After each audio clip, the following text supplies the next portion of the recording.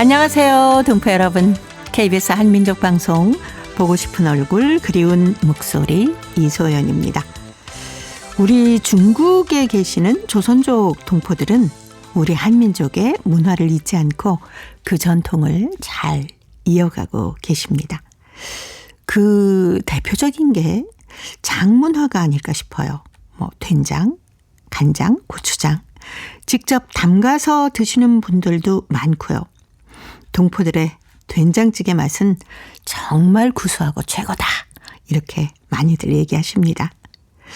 연변에서는 매년 된장 술축제가 열리고 있는데요.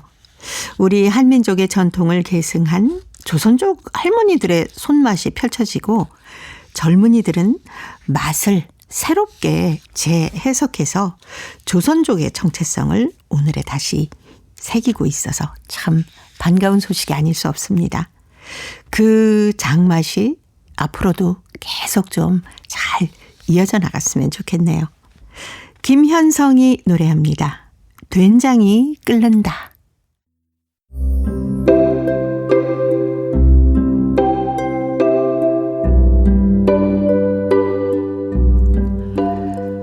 동포 여러분의 편지 사연으로 함께하는 시간입니다. 행복우체통 화요일에 행복우체통 홍익대학교 글로벌 경영학과 전춘아 교수님과 함께하는 시간입니다. 어서 오십시오. 안녕하세요.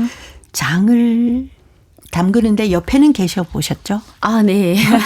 어릴 때 네. 된장이나 고추장이나 간장을 하게 되면 네. 저희 방에다가 그 메주를 달아놨거든요. 매달아놨었죠. 그래서 그 사실 좀 커서는 집에서 안 나온 것 같아요. 사 먹긴 했는데 네. 어릴 때 아마 한 중어 초등학교까지는 계속 메주 냄새 맞아요. 그 시기 되면 우리 집만 아니라 인상을 좀 쓰고 그러긴 맞아요. 했었죠. 그 썩히는 냄새랑 네. 근데 학교 가면 사실 다 냄새 나잖아요. 문제는 네. 집집마다 다 하니까. 그렇죠. 예, 괜찮았습니다. 근데 예. 이제 그 지독한 냄새 날 때는 머리가 아프죠. 그리고 이거 왜 이쪽 방에다 걸어놨어요? 맞아요. 막 이랬던 기억이 그런 말을 납니다. 굉장히 많이 했던 것 같아요. 네. 혹시 지금도 어머님께서는 고추장 정도는 담궈 드실 것 같아요. 아버님 계실 때까지는 약간의 조금씩 만들었는데 네. 지금은 집에서 식사하는 횟수가 너무 줄다 보니까 그렇군요. 그냥 이제 그 기존의 걸 사와서 약간 이제 믹스해서 네. 초장 만들거나 아니면 네. 쌈장 만들거나 네네네. 이런 정도는 하고 어릴 때처럼 크게 처음부터 끝까지 자기가 다 하는 경우가 좀 많지 않아요. 그렇죠. 옛날에는 만들어서 나눠 먹었거든요. 네. 근데 지금은 나눠줄 사람들도 별로 없어요. 예, 아직도 근데 담궈 드시는 분도 계시더라고요. 그렇죠. 그러니까 특별히 약간 친척들 좀 많거나 아니면 할머니 분들 네. 좀 연세가 있으신 분들 그 요리를 집밥을 굉장히 사랑하는 그러니까 된장이 없으면 몇 끼만 된장 없으면 안 되는 이런 네. 가족들 있잖아요. 그분들은 담궈 드시죠. 근데 확실히 담궈 드시는 그 맛은 깊은 맛은 달라요. 예, 다릅니다. 네. 그 동북 삼성에서 된장술 저도 얘기도 많이 들어봤거든요. 네. 그리고 이게 굉장히 인기가 많다고 하더라고요. 예, 맞습니다. 이 된장술을 축제를 벌써 올해는 21회입니다. 2005년도부터 시작해서 예. 중요한 거는 이 정부 지원을 받지 않고 민간에서 진행하는 행사인데 네. 이 된장술 이게 술에다가 문화를 입혀서 우리 민족의 정체성과 민족의 재해석 그리고 이 된장이란 이거를 임이예지신 오덕이란 문화를 입혀가지고 네. 진행을 하다 보니까 올해도 거의 한 3,000여 명 그 분들이 참여를 했더라고요. 네. 근데 거기에 이제 한국의 대표단도 참여를 했습니다. 네. 동북아 평화연대에서 네네네. 40여 명 정도 분들과 함께 한민족 디아스포라와 장문화 투어 이래서 중국 연맹과 러시아 연해주를 이렇게 같이 돌고 왔다는 이런 보도가 네. 나와 있습니다. 그러니까 된장이란 이 저희 고유함의 이 문화를 가지고 이제 이런 큰 축제를 했다는 것도 너무 의미가 큰 것 같습니다. 네. 동포들도 많이 참석을 하셨겠네요. 동포들은 동북 삼성에 있는 그 각 기관 대표들과 네. 민간 단체분들, 그 지역에 이제 이 문화를 좋아하는 분들이 네. 한 3,000여 명 네, 참여를 했으니까 이 작은 지역에 그러니까. 굉장히 많은 분들이 네. 온 거죠. 예. 그 중국 전역에서 이 된장술 인기가 대단하대요. 네, 맞습니다. 이제 된장술 하면 저희들이 이제 술을 마실 때 술 맛을 보통 얘기를 하는데 네. 술의 역사도 조금 얘기하는 경우도 있지만 된장술은 역사뿐만 아니라 스토리가 너무 많은 거죠. 그렇겠네요. 그리고 이 된장술에 대한 오덕에 네. 대해서 왜 이렇게 오덕하고 연관될까? 그다음 된장하게 되면 또 한민족의 정체성이 그렇죠. 또 굉장히 많고 네. 또 된장으로 파생되는 굉장히 많은 음식들. 네. 그 어릴 때 제가 심지어 어릴 때 약간 되거나 하면 된장을 바른 네. 경우도 있었거든요. 그러니까 된장이 만병통치약처럼 네. 이렇게 쓰이기도 했습니다.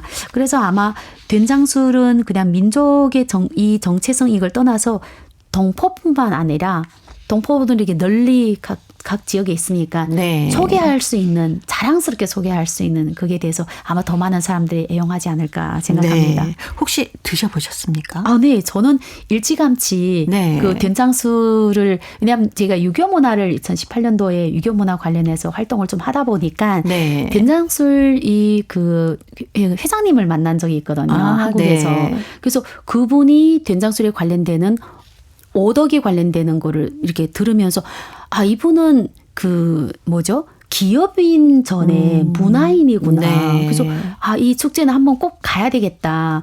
근데 아쉽게도 이 축제 시간이 6월 보통 이제 6월 8일부터 이렇게 시작하잖아요. 딱 저희 기말고사 그렇군요. 그 시간에 네. 그래서 좀 아쉽습니다. 이번에 예. 그 연길 들어갈 기회가 있으니까 한번 찾아뵙고 좀 배우고 네. 올까 하는 생각이 있습니다. 네. 근데 된장술 하니까 과연 맛이 어떨까 굉장히 궁금해요. 혹시 살짝 된장 냄새가 나나? 아니면 된장 어떻게 발효시키는 거를 응용해서 네. 만드셨을까? 여러 가지 생각이 듭니다. 된장술인데 된장 냄새는 나지는 않아요. 그렇겠죠. 근데 깊은 맛이 있고 네. 저는 사실 술에 약하다 보니까 술에 대한 평가를 잘하는 편이 나는데 네. 안 좋아하거든요. 실제로. 근데 된장술을 마셨을 때는 아마 이 문화를 굉장히 많이 듣고 네. 그다음 또 이제 민족감도 있고 이게 다른 거가 이게 작용돼서 그런지는 모르겠는데 저는 너무 맛있었어요. 네. 아니 근데 된장술 하니까 마시고 나도 왜 보통 뭔가 이렇게 뒤끝도 깨끗하고 네, 뭔가 편안해질 것 같은. 건강해져. 네, 맞습니다. 그리고 저는 그 된장술 마실 때 어떤 느낌인가 하면 다른 술들은 마시면 취할 것 같은데 이거는 제 기억에 이제 아버님이 약간 취할 때 이제 동치미 마실 때도 있지만 된장 장국이 있으면 네. 그거를 시원하게 들을 때도 있었거든요. 그렇죠. 그래서 이거 마셔도 안 취한다 이런 생각을 해서 그런지 네, 적극 추천합니다. 네. 약간 취하는 것 같은데요. 술 얘기를 하다 보니까. 자, 행복의 채통 열어보겠습니다. 첫 번째 사연이 중국 산동성 청도시 박용택 씨가 보내오셨습니다. 반세기의 사랑이란 글인데요. 전춘아 교수님이 소개합니다. 이상희 선생과 문경옥 여사의 결혼 50주년 잔치 파티 사진을 보노라니 아직도 그 감회 속에서 헤어나오지 못했다.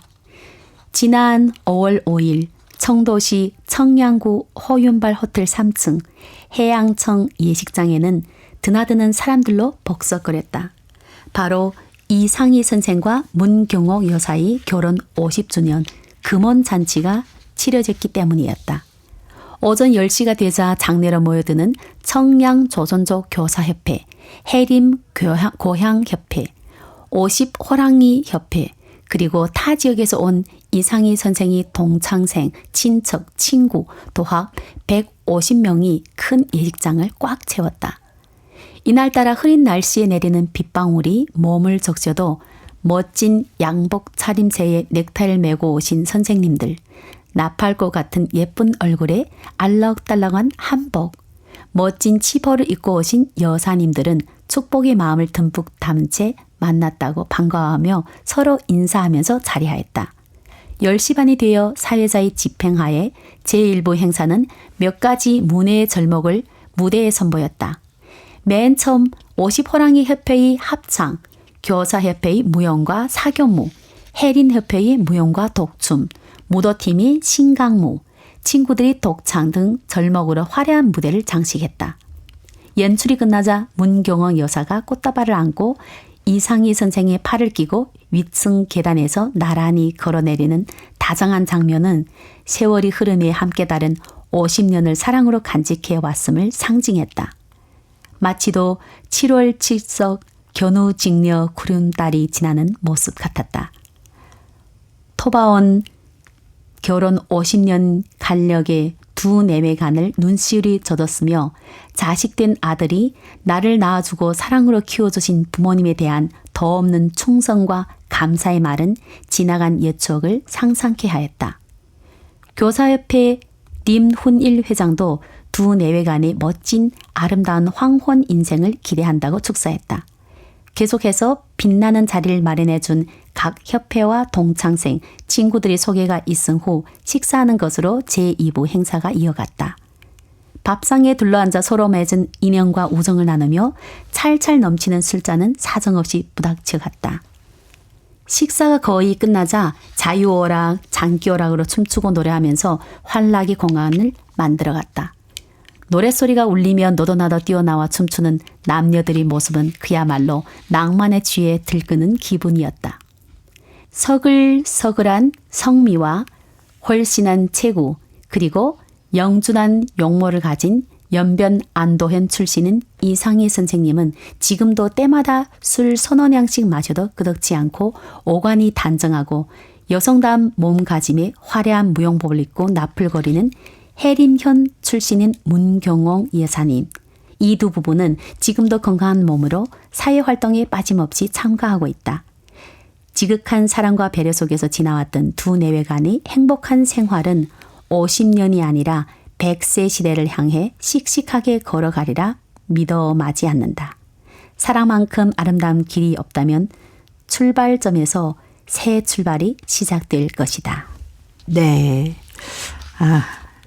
박용택 씨가 이 잔치 분위기를 그대로 느끼게 글을 써주셨는데 조금 저희 늦었지만 이상희 선생님, 문경옥 여사님 결혼 50주년 진심으로 축하드립니다. 건강하셔서 앞으로 계속 글에 나오는 것처럼 100세 시대를 향해서 행복한 길을 출발하셨으면 하는 마음입니다. 우리가 결혼 50주년을 금혼식이라고 하잖아요. 네, 예. 맞아요. 이제 그 서양에서는 결혼 25주년을 은혼식과 네, 은혼식. 이렇게 얘기를 하는데 네. 50주년은 저희는 이제 은보다 더 귀하잖아요. 그래서 금처럼 귀하고 빛나는 시간에 쌓였다는 뜻에서 유래돼서 금혼식이라고 이제 얘기를 한다고 합니다. 50년을 함께 해왔다는 네. 세월이 생각만 해도 정말 얼마나 기쁜 일도 많으셨겠지만 어렵고 힘든 일도 두 분이 손잡고 같이 헤쳐나오셨을 거 아닙니까? 그렇죠. 이제 부부와 함께 거쳐온 세월이 어떻게 마냥 행복하고 평탄하고 그런 게 아니라 네. 무게만큼이나 소중하고 귀하고 또 그만큼 또 어려움도 굉장히 많았고 이 연세분들은 사실 고생을 굉장히 많이 하셨죠. 했던 시대잖아요. 네. 그래서 아마 이제 50주년을 할 때 굉장히 감격이 깊었을 겁니다. 네. 그 아드님이 이렇게 절을 올리고 술을 따라 드리면서 얼마나 가슴이 먹먹하고 어머님 아버님의 살아온 삶이 존경스러웠을까라는 생각도 들고요. 근데 보니까 그냥 대단한 잔치였네요. 그러니까요. 네. 사실 50주년을 맞이하는 부부가 사실 꽤 있잖아요. 그럼에도 네. 불구하고 그냥 결혼 기념일을 모르시는 분들도 이외로 또 계시고 결혼 기념일인데도 불구하고 사실 뭐 크게 잔치를 못한 분들도 계시는데 네네. 이렇게 사람들이 많이 참여했다는 거는 그만큼 두 분이 사회적으로 굉장히 많은 존경도 받고 또 관심도 받고 본인 자체가 이렇게 굉장히 많이 의미하지 않았을까. 잘 살아왔다는 상징이겠죠. 그렇죠. 근데 박용택 씨가 금혼식의 얘기를 이렇게 쭉 써오셨는데 박용택 씨는 혹시 이상희 선생님과 아시는 사이인가? 아니면 또 문경옥 여사님하고 혹시 학교 동창인가? 어떤 관계실까 막 궁금하기도 하네요. 아마 그 어떻게 보면 제가 봤을 때 여기에 참여한 거 봐서는 여기에 있던 그 단체 중에 한 분이 아니실까라는 생각을 합니다. 단체도 많이 오셨어요. 네, 단체가 굉장히 많이 왔잖아요. 그러면 이 이상희 선생님과 문경호 선생님 자체가 지금도 활발하게 사회 활동을 하고 계신다고 하니까 여러 단체 중에서 같이 이제 만났던 이제 인연이 좀 깊은 분이라고 저는 생각을 하거든요. 그래서 저는 이제 제가 직접 참여는 안 했는데 결혼 70주년을 해서 사진을 찍은 제가 굉장히 존경하는 이흥복 회장님 생각나거든요. 70주년 때 그분은 이제 크게 잔치한 게 아니라 집안에서 가족들. 하고 그럼 두 분이 결혼 사진을 다시 찍은 거예요. 근데 너무 재미있게 찍었어요. 70주년에. 네, 70주년. 그때 제가 만났을 때 이미 90세 됐으니까 그 몇 년 전에 찍은 사진인데 70년. 그래서 가족 사진도 4대까지 그냥 손자 손녀들 꽉 채워서 진행했는데 그냥 저는 그 분에 대해서 짧게 알았지만 그럼에도 불구하고 막 존경스럽게도 막 눈물 나더라고요. 그러네요. 예, 동포들이 이렇게 금혼식 맞으시는 분들이 좀 많으십니까? 어떤 상태인가요? 지금은 옛날엔 사실 일찍 돌아가신 요즘은 좀 다 오래 사시잖아요. 그렇기 때문에 거의 금혼식 되는 분들이 꽤 많으시죠. 예를 들어 지금 거의 70대 중반인 분들은 거의 만약 두 분이 다 계시면 이제 금혼식은 기본적으로 옛날에는 20대 초반에 아니면 좀 더 젊은 연세에 결혼을 하시니까 지금 80대 분들 두 분 다 계시면 거의 금혼식이라고 봐야죠. 그래서 그렇겠네요. 50주년보다 아마 60주년, 70주년 심지어 이제 100살까지 사시면 80주년까지 나오지 않을까. 와, 그건 진짜 축하해야 될 일이죠. 그렇죠. 그래서 요즘은 저도 나이가 있어 그런지 이렇게 다정하게 손잡고 가는 분들 보면 막 부럽고 나도 저렇게 살고 싶다 하는 생각이 듭니다. 네. 자, 이렇게 금혼식을 만천하에 알리신 이상희 선생님, 문경옥 여사님 앞으로 건강하게 오래오래 사시고 다음엔 더 좋은 소식을 저희들에게 보내주시기 바랍니다. 이명웅의 노래 저희가 선물로 드릴게요. 별빛 같은 나의 사랑아. 화요일에 행복우체통 홍익대학교 글로벌 경영학과 전춘하 교수님과 함께하고 있습니다. 자, 이번 사연은 중국 흑룡강성 목단강시 박철 학생이 보내왔습니다. 빵 터진 날이란 글인데요. 제가 소개해드리겠습니다. 몇 년 전에 있었던 일이다. 제2교시는 조선 어문 시간이었다. 우리는 기말 복습을 했는데 알맞는 단위 명사를 써넣기를 했다. 사과 한 알. 정우가 대답을 했고 나무 네 그루. 민준이가 대답을 했고 준우가 두부 한 모를 정확히 써넣었다. 비행기 한인국 학생 써넣어보세요. 선생님의 호명에 자리에서 일어난 인국이는 한참 생각을 하더니 큰 소리로 대답을 했다. 비행기 한 톤이요. 인국의 말이 떨어지기 바쁘게 전반 학생들은 그만 빵 터지고 말았다. 하하하 호호호. 선생님도 참지 못하고 소리내어 웃으셨다. 교실은 금방 웃음바다로 되었다. 웃음소리로 온 교실이 떠나갈 듯했다.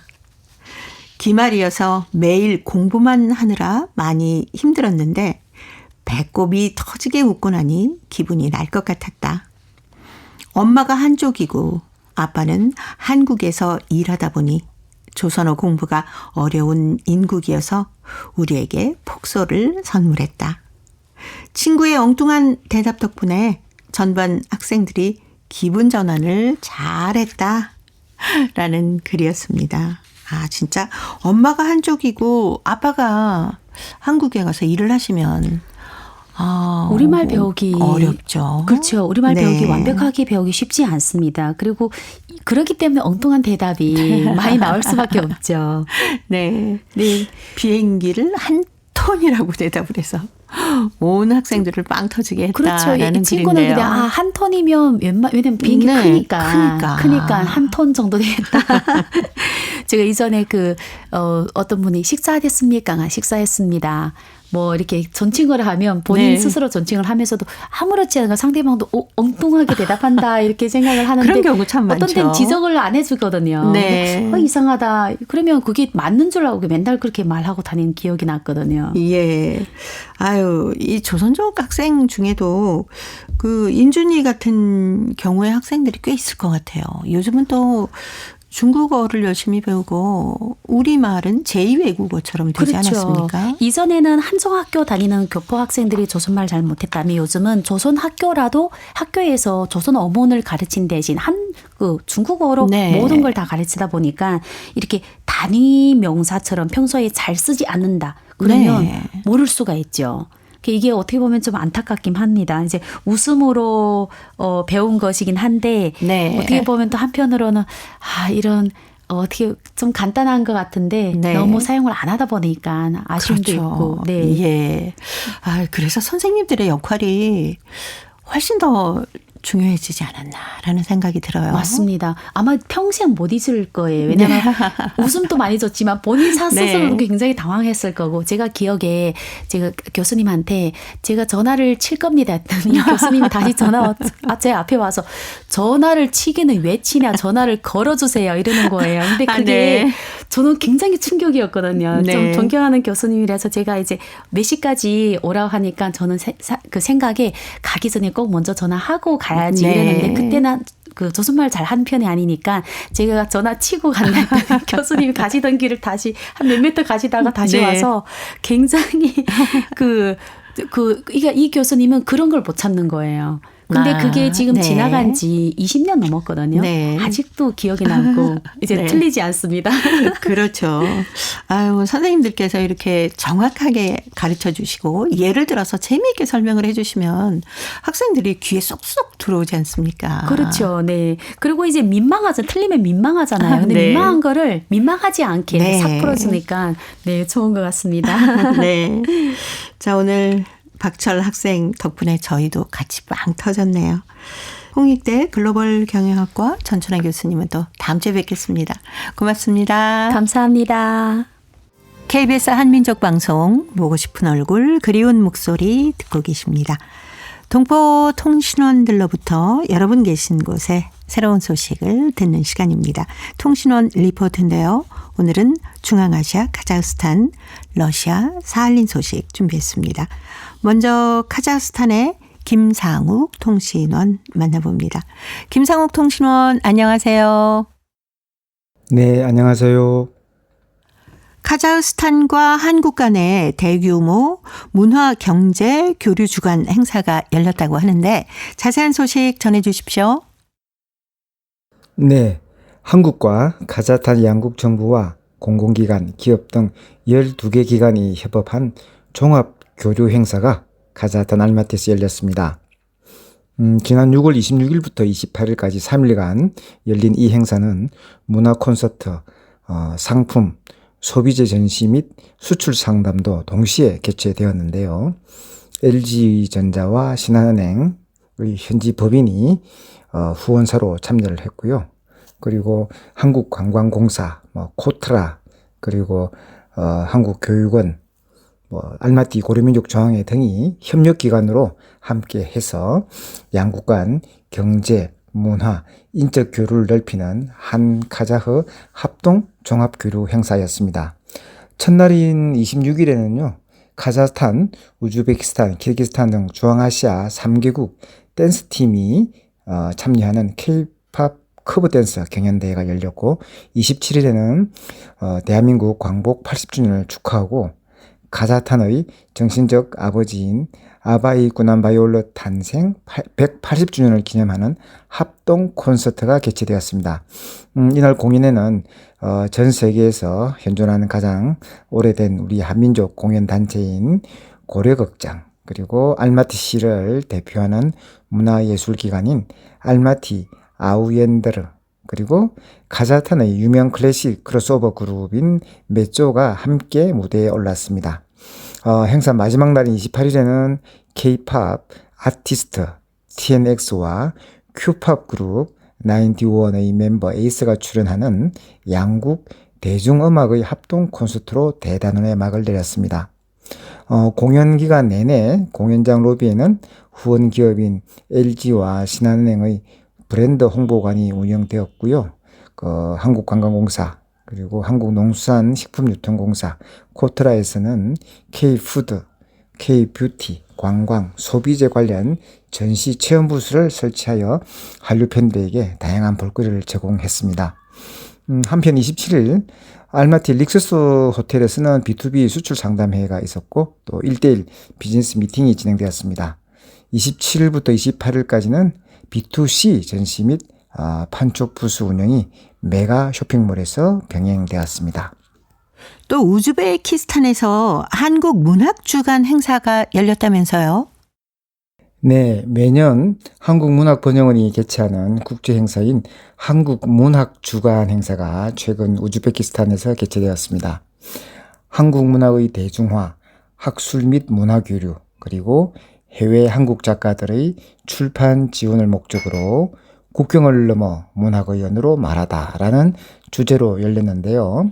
작가, 번역가, 그리고 번역문학 편집자, 그리고 CIS 및 중앙아시아 지역 한국학 및 문학 분야 학생 및 대학원생, 그리고 한국문학 연구자와 출판사, 문학 애호가 등이 참가했습니다. 세계 각국에서 활동하는 유명 한국 작가들은 이번 행사에서 현대 한국문학의 역할과 전망에 대해 논의를 했고요. 미디어를 활용한 한국문학 홍보에 대한 패널 토론, 그리고 문학 낭독회와 문학 번역 마스터 클래스도 진행되었습니다. 또한 이번 행사에는 청소년 문학 축제와 한국 북클럽도 개최되었고요. 해외에 출간된 한국 신작 문학 작품 발표와 작가와의 대화 및 작품 낭독도 있었습니다. 국내외 한국 문학 분석 및 교류, 강제 이주, 전쟁, 이민의 맥락에서 본 한국 디아스포라 문학의 동향, 한국 문학 속 여성 서사와 그 사회적 영향 등에 대한 학술 포럼도 진행되었습니다. 네, 카자흐스탄 소식 여기까지 듣겠습니다. 김상욱 통신원이었습니다. 소식 감사합니다. 네, 감사합니다. 자, 이어서 러시아 살린으로 가봅니다. 배순신 통신원 안녕하세요. 네, 안녕하세요. 반갑습니다. 네, 반갑습니다.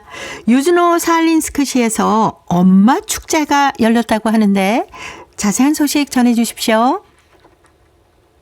네, 지난 6월 14일부터 15일까지 유즈노살린스크 마약 아트센터에서 마마페스트 엄마 축제가 개최되는데 120명의 넘는 임산부와 젊은 엄마들이 방문했습니다. 주최 측에 따르면 엄마 축제가 단순한 행사로서만 아니라 쉴 수 있는 기회를 제공하고 소중한 정보를 얻으며 같은 생각을 가진 사람들과 교제하고 새로운 에너지를 재충전하는 축제입니다. 엄마 축제는 특히 행복의 안내자 기능이 관심을 기울여오는데 이들은 사할린주의 미리 엄마들에게 모든 임산의 단계를 돕고 있습니다. 이번 축제에서도 사할린 여성들이 산모 등록부터 출산하기까지 여성들을 보좌하는 의사와 심리학자, 행복의 안내자 담당자들에게서 상담을 받았습니다. 이번 축제와 상담은 임산에서부터 출산까지 모든 여성들이 배려와 지원을 실감할 수 있도록 진행됐습니다. 네. 자, 오늘 살린 소식 배순신 통신원이었습니다. 소식 감사합니다. 네, 고맙습니다. 네, 고맙습니다. 유즈노 살린스크시 마야크 아트 센터에서 마마 페스트 엄마 축제가 열렸는데요. 120명이 넘는 임산부와 젊은 엄마들이 방문을 했다고 합니다.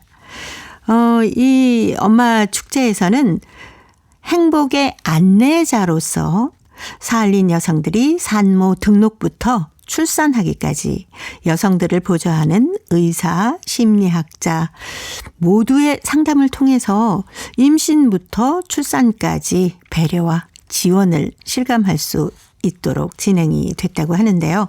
소중한 정보를 얻으면서 새로운 에너지를 재충전하는 축제의 자리였다는 사알린 소식입니다. 자, 이제 퀴즈를 통해서 대한민국의 역사와 문화를 배울 수 있는 퀴즈 한마당 이어드립니다.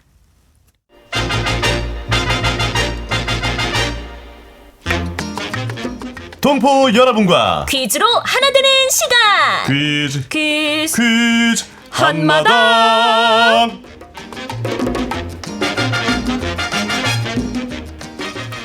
선생님, 오늘은 무슨 요리예요? 아유, 우리 학생 요리가 재밌나 봐. 맨날 무슨 요리하는지 궁금해하고. 어제 배운 떡볶이 집에 가서 해봤는데 아이들이 좋아하더라고요. 오, 아주 잘 만드셨나 봐.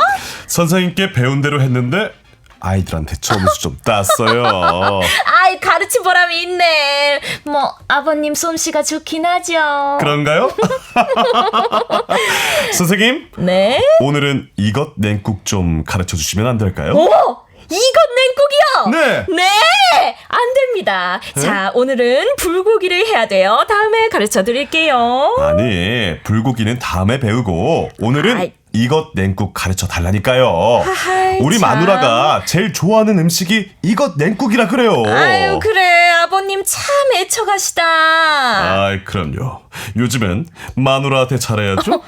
그렇긴 하죠. 되게 느끼하네. 아이, 근데 재료가 있어야 요리를 하지. 저 학생들, 이것 재료 있는 사람 없을까? 네, 제가 이것 잔뜩 사왔어요. 이것 냉국 안 하면 어떡하려고 이렇게 많이. 아이, 제가 다 먹으면 되죠. 해주세요. 근데 이것 어쩌지? 왜요? 이것은 가시가 많아서 냉국용으로는 안 돼요. 냉국용 이것을 사오셨어야지. 아유, 참. 떨이하길래 잔뜩 사왔는데 아줌마한테 속아가지고 그냥. 아이, 참. 아줌마라고요? 아니 그 마트 아줌마요. 마트 아줌마. 내가 아니네. 아니, 그럼 이거 나 어떻게 해요? 아버님이 다 드시면 되죠. 예? 전 이거 알러지 있어서 못 먹어요. 에? 정말요? 예. 아이, 우리 마누라 나 갖다 줘야겠네요. 아니, 저 많은 걸 다 어떻게 먹어요? 가만히 있어봐. 내가 예. 장아찌 담가 드릴게. 아니, 우리 마누라가 장아찌 우리 마누라가 장아찌 좋아하는지 어떻게 아시고? 이야, 감사합니다. 아이, 참, 뭘요? 아이, 근데 뭐 하고 계세요? 네? 장아찌 담그려면 얼른 이거 씻어서 다듬어야죠. 예? 아이, 망했다. 이 많은 걸 언제 다 안 돼. 빨리 와. 알았어요.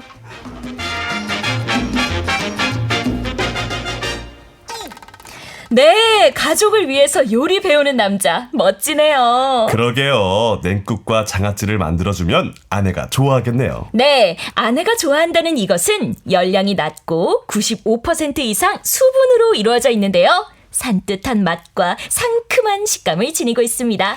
우리나라에서는 이것으로 생채나 김치, 장아찌 같은 것을 만들어 먹고 서양에서는 주로 샐러드에 들어가거나 피클로 활용을 하고 있습니다.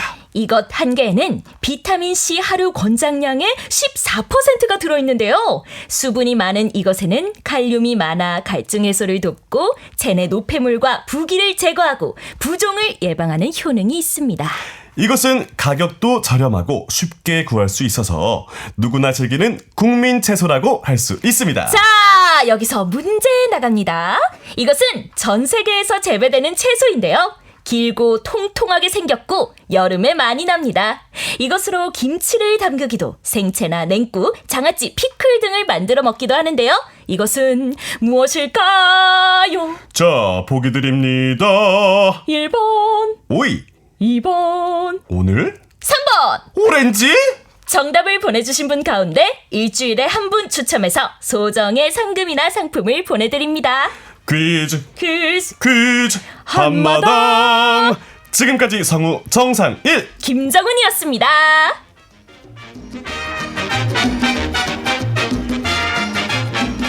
요즘에 이것이 제철입니다. 시장에 갔더니 싱싱한 이것이 정말 많이 나와 있더라고요. 그래서 이것을 사다가 무침도 해 먹고요. 소박이도 만들고 장아찌를 담그기도 했습니다. 이렇게 다양하게 밑반찬을 만들어 놨더니 왠지 든든한 기분이 들더라니까요. 특히 여름에 입맛이 없을 때 이것을 냉국으로 만들어 드시면 잃어버린 입맛이 확 살아납니다. 동포 여러분께서는 이것을 어떤 음식으로 활용해서 만드시는지 궁금합니다. 이것에 얽힌 추억도 있으실 테고 또 이것을 어떻게 반찬으로 활용하는지도 많은 방법이 있을 것 같아요. 이것도 행복우체통으로 보내주시기 바랍니다. 정답은 KBS 홈페이지에 접속하신 다음에 라디오 한민족 방송 보고 싶은 얼굴 그리운 목소리를 순서대로 누르시면은 청취자 참여란이 있습니다. 정답도 적어주시고 행복우체통에 사연도 많이 보내주세요. 그리고 KBS 콩으로 정답을 보내실 때는 연락처 잊지 마시고 남겨주시기 바랍니다. 여러분의 많은 참여 기다리고 있습니다.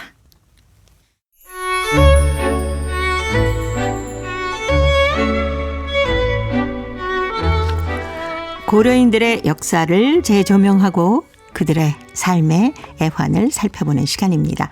고려인 이야기. 자, 오늘도 동국대학교 대외교류연구원 홍웅호 교수님 함께하겠습니다. 어서 오십시오. 네, 안녕하세요.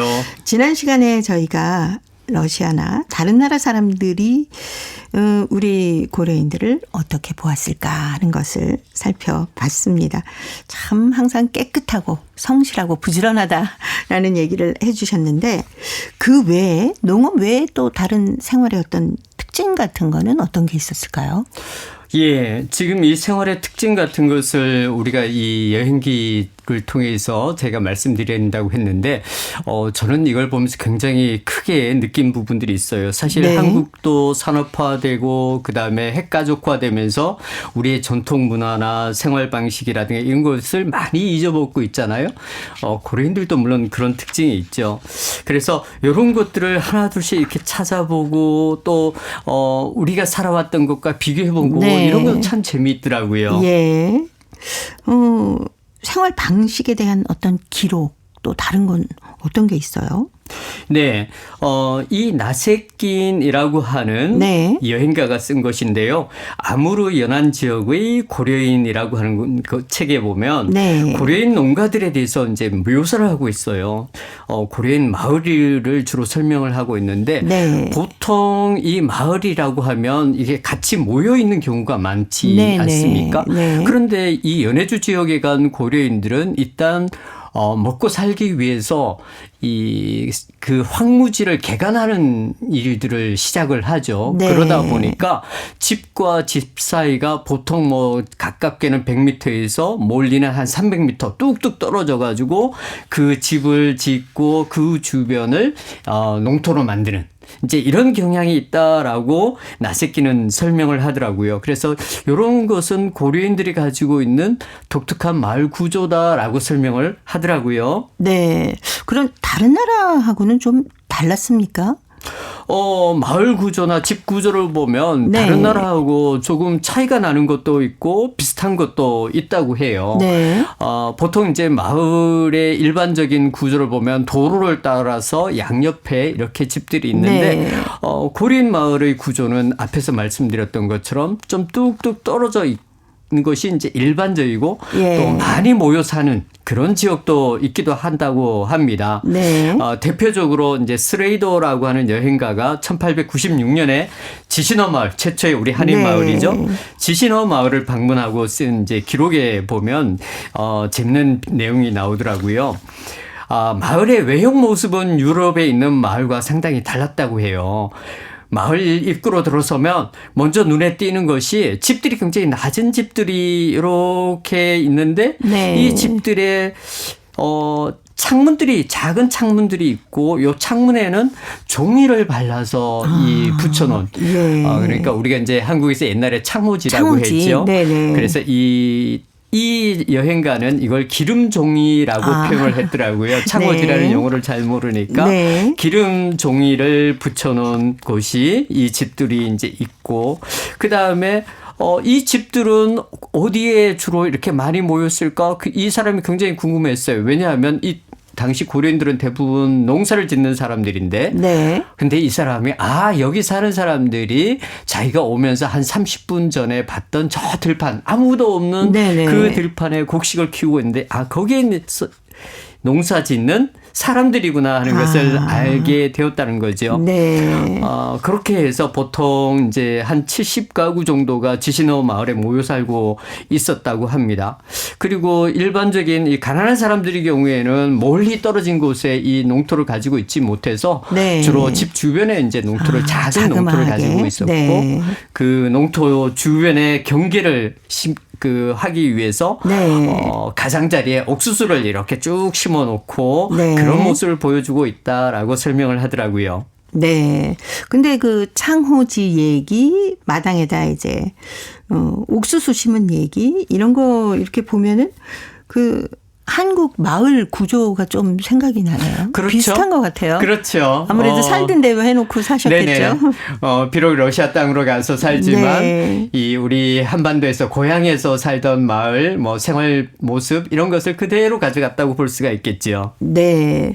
근데 혹시 그 중에 그래도 누군가가 좀 이렇게 서로 연락도 하고 그런 역할을 하지 않았을까요? 네, 그런 역할을 했습니다. 네. 일단 러시아 땅에 가서 살기 때문에 그래도 러시아 말을 조금이라도 할 줄 아는 사람. 네. 그다음에 그 마을에서 좀 일찍 온 사람. 네. 그래서 그 마을에서 나름대로 이제 존경도 받고 이럴 수 있는 사람. 이런 사람들이 보통 이제 촌장 네. 우리식으로 하면 이장 이렇게 이야기할 수 있겠죠. 네. 그런 역할을 하는 사람이 대체적으로 마을마다 있었다고 합니다. 네. 그 집 안에도 좀 묘사가 돼 있었을까요? 예, 집 안도 묘사를 아주 재밌게 네. 해 놓았는데요.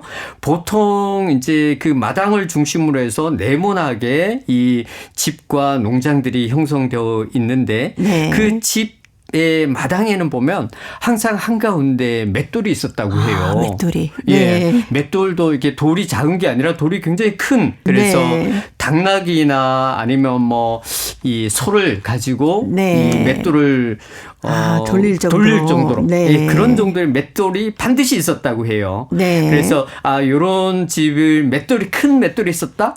그러면 요 집은 대체적으로 이 마을의 이장격에 해당하는 촌장 그럴 수 집이다. 있겠네요. 예, 이렇게 하고요. 또 이 마을에서 이 농사를 지을 때 가을의 모습을 이제 좀 묘사를 하고 있는데 네. 추수를 하고 나서 이제 맷돌을 이것을 곡식을 갈잖아요. 그러면 네. 껍질들이 나오는데 이걸 어떻게 했을까 하는 것을 묘사를 해놓은 게 있는데 풍구라고 해서 네. 그 바람을 일으키는 바람 일으키는 거 있잖아요. 그 풍구로 껍질을 날리는 이런 모습들. 그것을 아주 흥미롭게 묘사를 했더라고요. 예. 그냥 우리나라 농촌하고 거의 똑같네요. 그렇죠. 네. 사시던 방식이 그러니까. 그렇죠. 예. 맷돌로 곡물을 이렇게 갈아서 풍구로 쭉장이는 다 내보내고. 네. 예. 또 좀 재미있는 표현은 뭐가 있습니까? 또 한 가지 이 여행기에 보면 그런 내용이 나오더라고요. 우리가 이제 기계를 사용할 수 없을 때 대부분 다 손으로 하는데 그래도 뭔가 도구를 썼지 네네. 않습니까? 우리 한인들의 가장 기본적인 이제 탈곡할 때, 추수할 때 사용하는 게 바로 도리깨라고 하는 것인데 네. 러시아의 경우에는 이게 짝대기가 하나만 있어요. 네. 그런데 우리 고려인들은 우리도 예전에 그랬지만 이 앞에 세 개가 네, 되어 있죠. 이렇게. 나무 짝대기가. 네. 그래서 세 개를 가지고 돌려서 주로 콩을 탈곡한다든가 이럴 때 썼다. 그래서 요게 고려인들의 독특한 네. 문화구나 하는 걸 설명을 하고 있습니다. 네. 보시는 분도 참 비교도 될 뿐더러 신기하다. 네네. 그런 생각도 많이 하셨을 그렇죠. 것 같네요. 예. 주택은 어땠을까요? 사시는 곳은? 주택의 경우에 네. 최근에 우리나라도 그렇고 러시아도 그렇고 일반적으로 보면 거의 각이 져 있잖아요. 네모 반듯하게 네. 짓거나 이런 각이 져 있는데 초기에 우리 한인들이 러시아에 가서 지을 때는 자연 친화적인 집을 지었다고 그래요. 그래서 네. 울타리도 그렇고 지붕도 그렇고 우리가 이 곡선의 미라고 네. 설명을 하잖아요. 울타리에서 집으로 연결시킬 때 주로 이제 그 짚을 당시 추수하고 나서 네. 짚을 잘라가지고 흙벽을 짓는다든가 네. 지붕도 굉장히 모양이 이렇게 부드러운 네. 모양으로 한다든가 이런 것이 고려인들의 집이다라고 이렇게 묘사를 하고 있습니다. 네. 뭐 마을에 이렇게 지나가다 보면 아, 여기는 어느 나라 사람의 집, 여기는 어느 나라 이렇게 다 알 수가 있었겠네요. 네, 그때 당시에 이 연해주 지역에는 사실 많은 사람들이 살고 있지 않았었어요. 주로 원래 살던 원주민들이나 아니면 우리 한인들 그리고 네. 만주에서 온 중국인들 그 집들을 비교해 보면 특히 이 고려인들의 집들은 초가 지붕으로 올린 그리고 나트막한 집 네. 이런 것들이 아주 전형적인 고려인의 집이다. 그렇게 설명하고 또 한 가지는 앞에서 말씀드렸지만 창문에 창호지를 바르는 네. 작은 창살에 있고 창호지 바르는 이런 집들이 바로 우리 고려인들의 집이다라고 그들은 보았던 거죠. 예. 교수님도 이렇게 연해주 또 CIS 지역에 많이 가보셔서 보셨겠지만 지금도 우리 고려인들이 이런 비슷한 마을 구조를 이루고 살고 있습니까? 아니요. 지금은 많이 달라졌습니다. 네. 특히 이 사회주의 시기, 즉 소련이라고 이야기하는 시기죠. 네. 이 시기에 들어서서 소련식 아파트나 뭐 주택 이런 걸로 바뀌어버렸기 때문에 예. 옛날 그런 모습은 남아있지 않은데 한 가지 특이한 것만 하나 말씀드리면 우즈베키스탄에 가보니까 스베르들로프라고 하는 집단 농장을 방문한 적이 있어요. 네. 그런데 외형은 전형적인 소련식 건물 주택이었는데 네. 거기에 온돌이 깔려 있더라고요. 아, 네. 이런 것은 굉장히 독특한 모습이었습니다. 우리의 문화를 지키고 있는 것이죠. 그러네요. 그리고 바닥이 따뜻해야 더 좋잖아요. 그렇죠. 네. 고려인 이야기. 오늘은 2주 초기 고려인들의 마을 구조, 생활 방식에 대해서 살펴봤습니다. 자, 오늘도 동국대학교 대외교류연구원 홍웅호 교수님과 함께 했습니다. 다음 시간에 뵙겠습니다. 네, 감사합니다. 감사합니다. 이한철의 집으로 들으면서 인사드립니다. 함께해 주신 동포 여러분 고맙습니다.